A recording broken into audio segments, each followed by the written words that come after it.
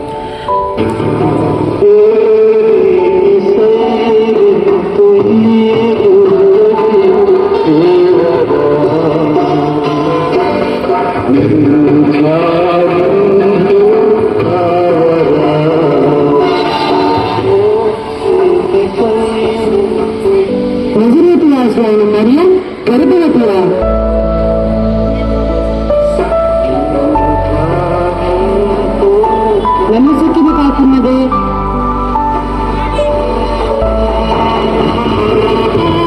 ఇది నిజమైన ఎడల ఆమె కుటుంబానికి అవమానము.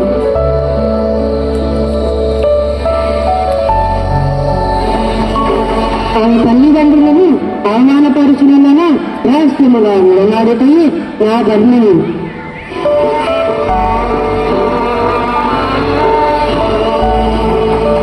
ఇది దేవుని దృష్టికి న్యాయము.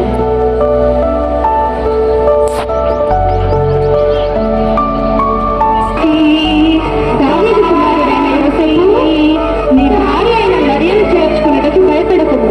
ఆమె గర్భము ధరించినది, పరిశుద్ధాత్మ వలన కలిగినది. ఆమె ఒక కుమారుని కనును.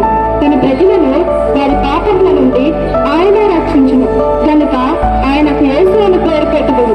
కన్యకు గర్భవతి కుమారుని కనును. ఆయనకు ఇమ్మానుయేలు పేరు పెట్టుదురు అని ప్రభు ఆయన ప్రవక్త ద్వారా పలికినట్లు నెరవేరును.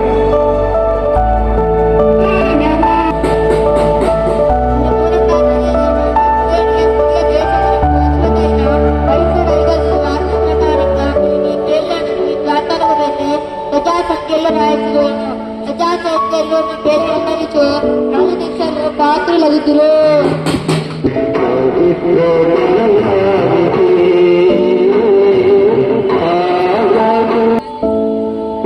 తలుపుతారు.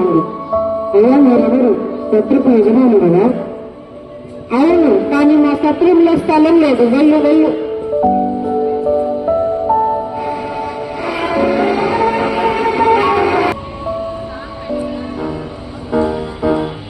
అయ్యా నేను గలిలయలోని నజరేతు నుండి వస్తున్నాను. అయ్యా నేను మిక్కిలి అలిసి ఉన్నాను.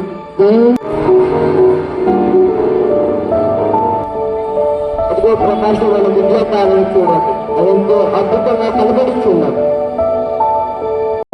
ఏంటి ఆ గొప్ప విస్తారా? అది బహుగా ప్రకాశిస్తుంది. మనం ఆయన కన్నాలను పరిశీలించి ఆ విద్య ఆరోగ్య సూచన ఎందుకు తెలుసుకున్నాము.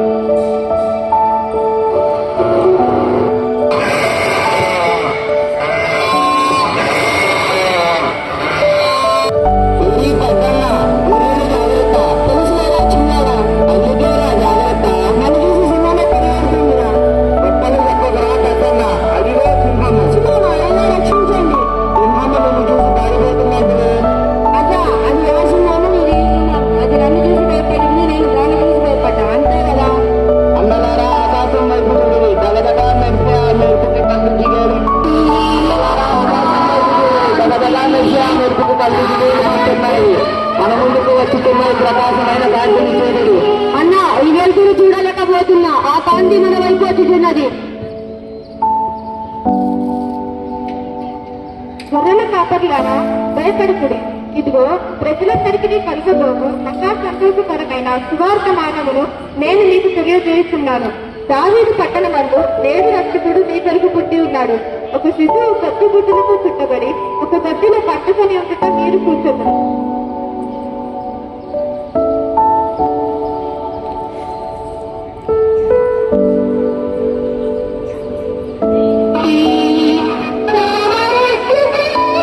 రాజాకి రాజా, రాజ మార్తాండ, రాజ గంభీర, శ్రీ హేరాజు మహారాజు నిశ్చయిస్తున్నారు.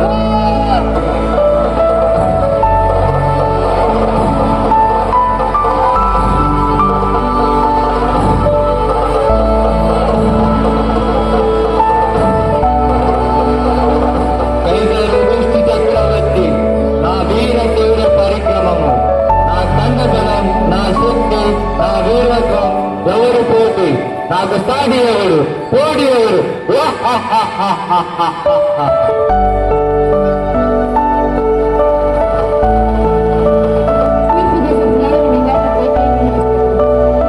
జ్ఞానులా లేక అజ్ఞానులా ప్రవేశపెట్టుము.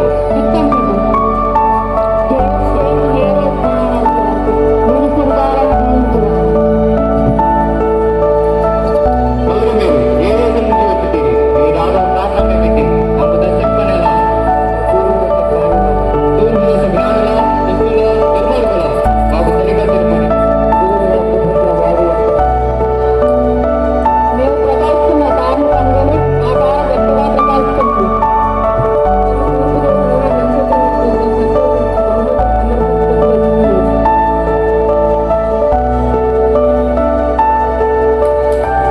త్వరగా చిత్తంలో శాసనంలో ప్రధాన ఇతరుని ప్రవేశపెట్టము. చిత్తంలో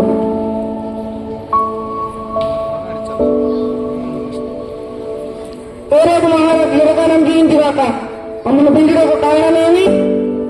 వీరు తూర్పు దేశ జ్ఞానులు, గంగోల శాసనం సత్యమని పలుకుతారు. మాకు నమ్మశక్యంగా ఉన్నది, కానీ సత్యం తెలుసుకోవాలని మిమ్మల్ని పిలుచుకుని మీ లేఖలను పరిశీలించి మాకు సత్యమని తెలుపుడు.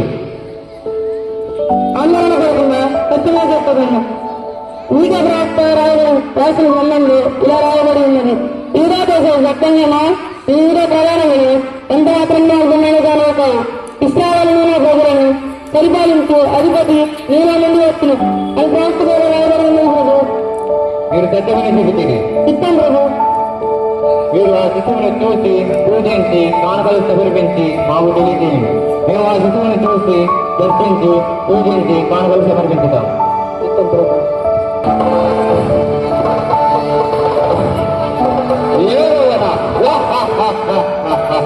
రాజులకే రాజులు, రారాజులు, దేని చేసుకున్న